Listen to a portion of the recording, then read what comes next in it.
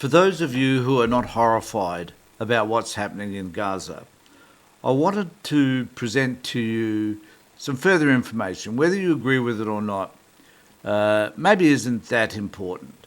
But what is important is that we try and understand that the devastation that is Gaza and the loss of life in Gaza is immense.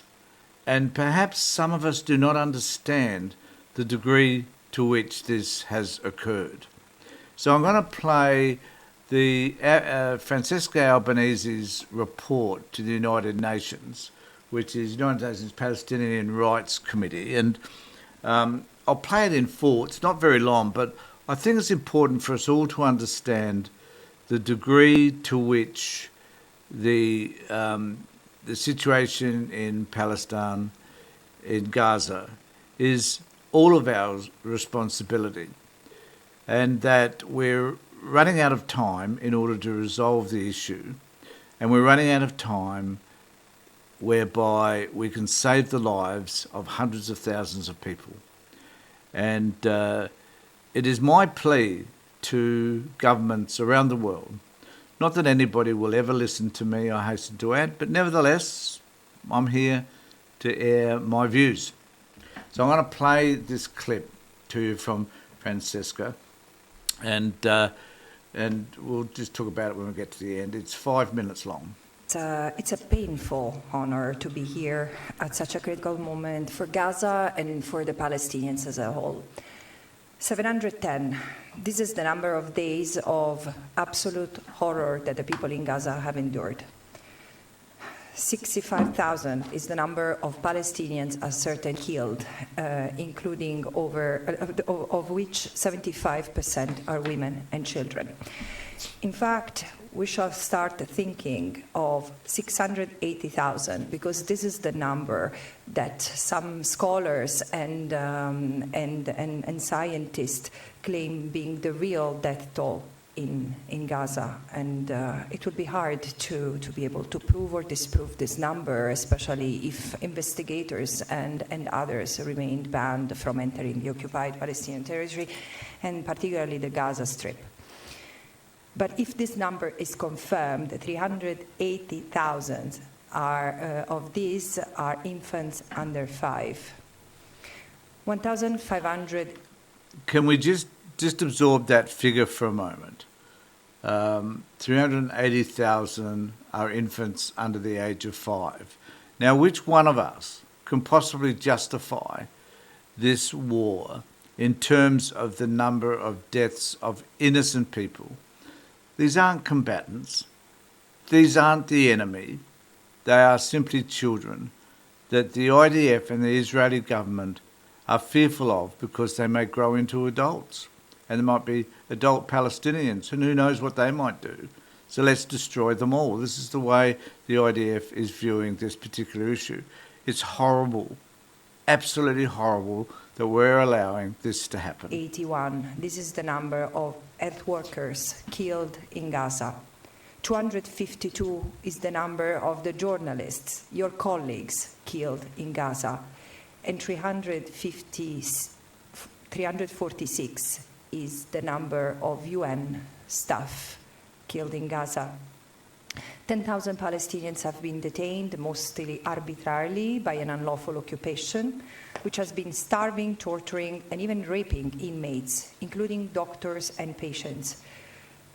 75 is the numbers of detainees who have been reported killed in Israeli custody just in the last 710 days.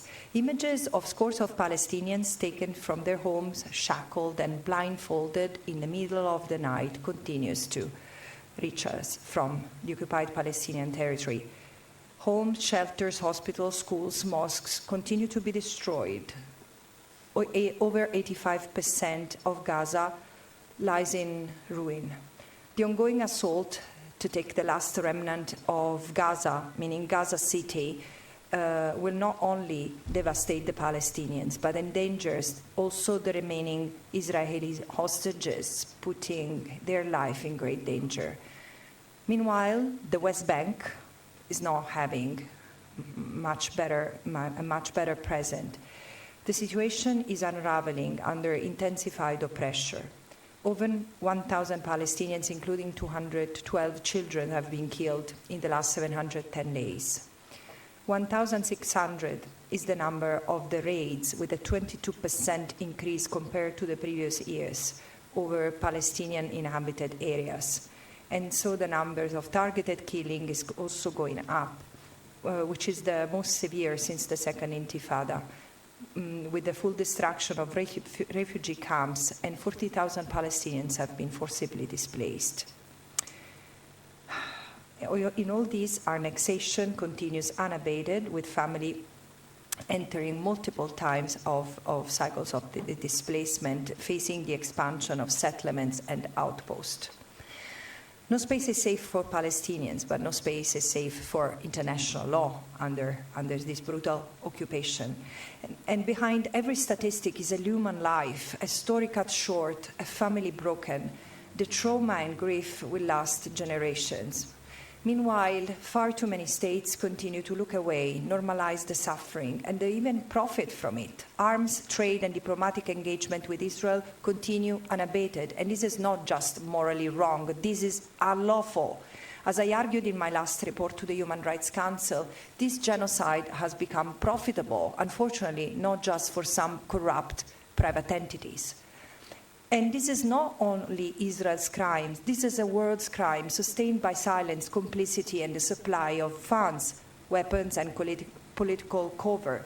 History will remember, because it's not that this is the first genocide that is been known. No, the Holocaust, the genocide in Bosnia, the genocide in Rwanda were also known to the people of the time. But this genocide happened because the world didn't care enough to stop them, like today, or not. But today's genocide has something different. It's openly incited, cynically denied, and relentlessly supported, armed, and weaponized, while those who oppose it are silenced, beaten, criminalized, and smeared. This is why I say this is the shame of our time, and the collapse of the international legal order lays in this moment, not only for the Palestinians, but for all of us. So I asked prime ministers, presidents, foreign ministers, so-called world leaders, how do you sleep? When will you act, truly act beyond the words? But I also see courage. Dock workers, trade unions, students, mothers and fathers, ordinary people everywhere are refusing this complicity. And their message is clear: no more genocide, no more apartheid, starting in Palestine. The future millions demand is one of justice, equality and freedom, and is still within reach if we act now. Thank you. And I guess the point here is that we can't sit back any longer. At least the Australian government has decided to recognise the Palestinian state, a two-state solution. It's a start. But on the other hand, we can't sit back and deny what's happening in Gaza and on the West Bank, and somehow see the IDF and the Israeli government as some sort of righteous movement, because they're not. As I've said before, I think we could view Israel as a terrorist state supported by the West. And we need to be able to make decisions and to stand up for the people of Palestine. If this was happening in our country, we would be horrified. It would be totally unacceptable. But because it seems to be happening in a country many thousands of kilometres away, in the Middle East, to primarily Muslim people, people of a different faith apart from Christian, then it's okay. But it's not okay, because regardless of all those issues, there's still human beings that are being destroyed and killed in a most horrific cleansing, the cleansing of a particular group. It's horrible, it's genocide, we can't escape the fact, and we should be doing something about it, and we should be giving them a voice. Let me know what you think in the comment section below, and hopefully let people hear your voice as well.